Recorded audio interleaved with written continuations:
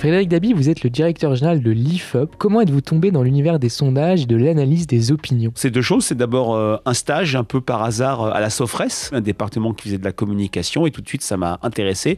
Et puis c'est surtout le résultat d'une passion pour la politique, pour les campagnes électorales. Je me souviens d'avoir suivi la campagne de 81 à l'âge de 11 ans. Je comprenais pas tout, mais j'étais passionné déjà. J'ai voulu essayer d'observer la vie politique et à travers le comportement, l'opinion, les attitudes des Français. Quelles sont les techniques que vous utilisez pour réaliser un sondage? Est-ce qu'il y a par exemple un seuil critique, un vivier minimal qui est nécessaire pour fournir une bonne analyse? D'abord, il y a deux grands types de sondages. Il y a les sondages quantitatifs, donc les sondages d'opinion, les enquêtes que vous voyez notamment dans les médias, la télévision et la radio. Il y a également, on en parle beaucoup moins, le qualitatif. Le qualitatif, on cherche à sonder en profondeur, à écouter le discours spontané des Français. On dit que le quantitatif, on mesure une opinion, une attitude, un comportement. Le qualitatif, on cherche à comprendre, à écouter, à réceptionner le discours des Français. Et c'est pas des techniques qui sont concurrentielles, elles sont plutôt complémentaires. Ah, on sait que certains instituts de sondage ont pu se tromper, parfois fortement, notamment à l'occasion des élections présidentielles. On pense à 95 ou 2002, qui ont vu l'arrivée de Jean-Marie Le Pen au deuxième tour. Avec le recul, comment expliquez-vous cela? Alors, est-ce que les sondages se sont trompés ou plutôt qu'il y a eu une incertitude jusqu'à la fin du scrutin? Vous avez raison de rappeler 95, parce que 2002, avec du recul, c'est une erreur collective. Une erreur des médias, une erreur des politiques, une erreur des observateurs qui, jusqu'au bout, se sont dit, dès 97, ça ne peut pas être autre chose que Chirac et Jospin au second tour. C'était le leitmotiv des 5 ans de cohabitation. Et quand on regarde les sondages de l'époque, quand on voit le plus bas niveau de Jospin, c'était à l'IFOP, et j'étais pas à l'IFOP à l'époque, donc je le dis très directement, il était à 16,5, et le plus haut niveau de Le Pen, c'était à CSA, un institut où je travaillais avec Roland Quérol et Stéphane Rosès. Le Pen était à 14,5-15. Maintenant, on dirait, 16,5, 14,5, 15, ça veut dire marge d'erreur. À cette époque, on était dans cet aveuglement. 95, en revanche, c'est une vraie faillite des instituts de sondage. Pas parce qu'ils ont été mauvais, parce qu'il y avait une offre politique très compliquée. Il y avait deux candidats très proches, Jacques Chirac et Édouard Balladur. En fin de campagne, Jacques Chirac a fini par baisser. Édouard Balladur est un peu remonté et c'est Lionel Jospin qui en a profité. Mais c'est vrai qu'il n'y a pas eu un sondage qui a donné Jospin en tête au premier tour. Depuis la plupart des scrutins présidentiels, les instituts d'études, les enquêtes préélectorales, l'IFOP a importé ce qu'on appelle un rolling, une enquête quotidienne, ont plutôt bien dégagé les dynamiques, les mouvements et ne se sont plus jamais trompés sur l'ordre des candidats. Avec l'intelligence artificielle, est-ce que vous parviendrez à anticiper l'avenir demain de manière plus systématique? Ouh là là, la question est très difficile. On a toujours associé des grandes technologies à la fin des instituts de sondage. Internet, ça devait être la fin des sondages. Il y avait Filteris en 2017, plus besoin de faire des enquêtes auprès des Français, réseaux sociaux. L'intelligence artificielle, on s'en sert, ce sont des assistants pour anticiper, pour travailler sur des questionnaires, pour faire des recherches. On travaille aussi sur du contrôle des répondants, notamment en ligne avec l'intelligence artificielle. Je pense que c'est vraiment une aide, un appui, mais ça ne saurait pas se substituer à cette technique ancienne, classique. L'IFOP, c'est le plus ancien institut de sondage créé en 1938, mais qui n'a pas beaucoup bougé, la technique de l'enquête quantitative, représentative, la technique de l'enquête qualitative. Alors on dit parfois que la manière dont sont posées les questions dans les sondages influence les réponses et donc l'analyse qu'on peut éventuellement en faire. Qu'en pensez-vous? Mais la belle affaire! Quel scoop que vous nous livrez là, mon cher Tom. Vous savez très bien que chaque mot compte. Parler d'Emmanuel Macron, parler du chef de l'État, parler du président de la République, parler du fondateur de la République En Marche, parler de l'ancien ministre de François Hollande, c'est la même personne.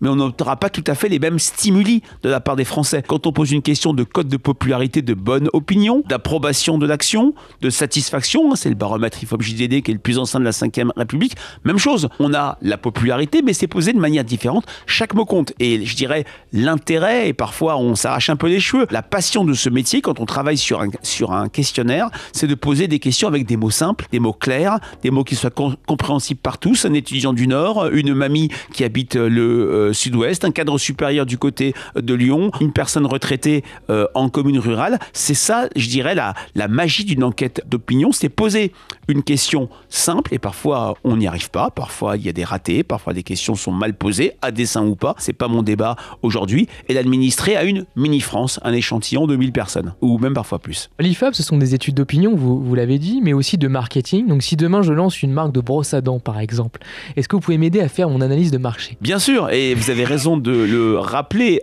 En France, le grand public, les médias portent la focale sur les instituts d'études, sur les enquêtes d'opinion. C'est qu'une partie très minoritaire. C'est à peine 10 à 20% par rapport aux études marketing, où il y a des donneurs d'ordre extrêmement importants, des fabricants de brosses à dents, L'Oréal, McDo, l'industrie automobile, etc.